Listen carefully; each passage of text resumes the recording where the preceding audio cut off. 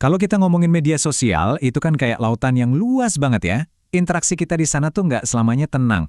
Kadang kita harus berhadapan sama yang namanya badai digital, alias perundungan siber. Hari ini kita nggak cuma bakal belajar gimana cara menghadapinya, tapi juga gimana caranya jadi mercusuar yang bisa nuntun orang lain ke tempat yang lebih aman. Yuk kita mulai bareng-bareng. Nah, ini nih intinya. Batasan antara bercanda sama menyakiti itu emang tipis banget. Tapi kutipan ini bikin semuanya jadi jelas. Kalau ada satu orang aja yang udah nggak ketawa, yang ngerasa terganggu, ya itu bukan bercanda namanya. Ini aturan main paling dasar yang harus kita pegang erat-erat.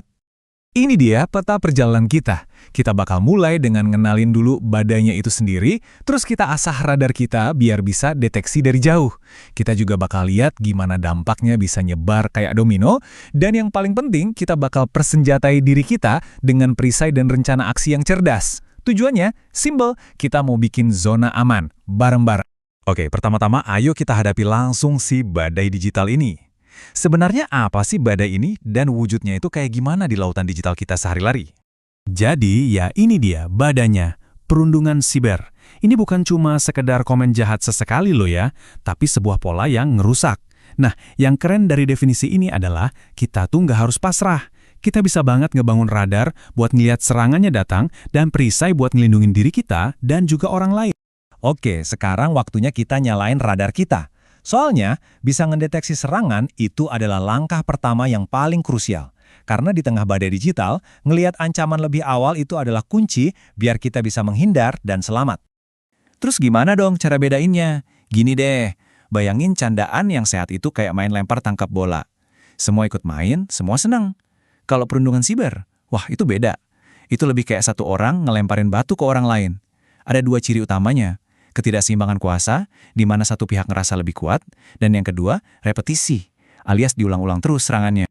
Dan ternyata badai ini tuh bentuknya macam-macam loh. Ada outing, pas rahasia pribadimu disebar. Ada cyberstalking, teror online yang gak berhenti-henti. Impersonation, waktu ada orang bikin akun palsu pakai namamu. Terus ada frapping, waktu teman iseng ngebajak akunmu yang kelupaan di logout, sering kejadian kan? Dan terakhir, denigration, yaitu nyebarin gosip atau meme jahat buat ngejatohin kamu. Nah, ngenalin semua jenis serangan tadi itu persis kayak punya sistem peringatan dini tsunami. Setiap tanda itu adalah sinyal. Makin cepat kita nangkap sinyalnya, makin banyak waktu kita buat lari ke tempat yang lebih tinggi dan aman. Sekarang kita masuk ke bagian dampaknya. Dan ini penting banget, soalnya perundungan siber itu kayak domino pertama yang jatuh. Efeknya itu berantai, ngerubuhin semua yang ada di jalurnya. Si korban, pelakunya, bahkan mereka yang cuma nonton aja. Buat korban, dampaknya itu, wah dalam banget.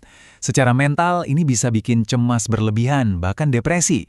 Secara sosial, mereka jadi menarik diri, jadi takut ke sekolah. Terus di sekolah, gimana mau fokus belajar, coba? Kalau pikiran kita diserang terus-terusan, nilai pun bisa anjlok. Tapi jangan salah sangka ya, si pelaku juga nggak keluar sebagai pemenang loh. Mereka itu lagi ngebangun jejak digital negatif yang bakal nempel seumur hidup.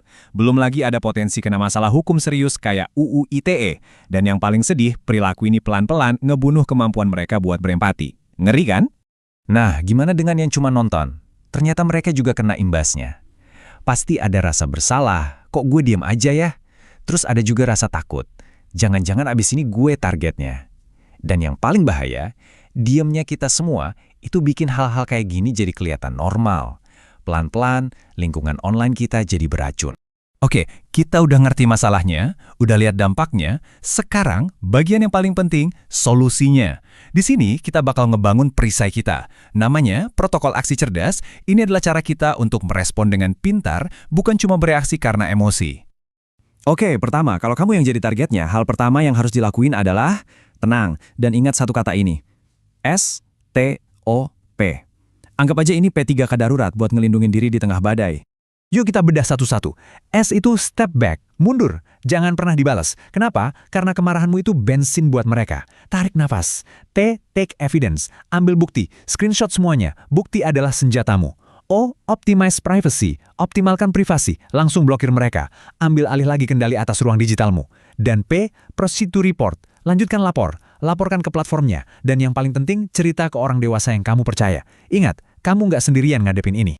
Nah, Terus gimana kalau posisi kamu adalah saksi, cuma lihat aja gitu kejadiannya? Disinilah peran kamu jadi super penting, bahkan bisa dibilang penentu. Jangan cuma jadi penonton atau bystander, jadilah seorang upstander. Jadilah pahlawan dalam cerita ini. Gimana caranya? Gunakan protokol SHIELD. Protokol SHIELD dimulai dengan S. Support privately. Dukung secara pribadi. Cukup kirim DM ke korbannya bilang, lo nggak apa-apa, gue di sini buat lo. Satu pesan kayak gitu aja bisa berarti banget. H. Help document. Bantu kumpulin bukti. Tawarin bantuan. Mau gue bantu screenshot juga? Ini ngeringanin beban mereka. I. Intervene wisely. Intervensi dengan bijak. Coba dialihkan topik di grup dengan komen netral. Jangan ikut manas-manasin. Kita lanjutkan. E. Encourage reporting. Dorong korban buat lapor dan tawarin diri buat nemenin. Kehadiranmu itu ngasih kekuatan. L. Loop in authority. Libatkan pihak berwenang. Kalau situasinya makin parah, jangan ragu kasih tahu guru atau orang dewasa.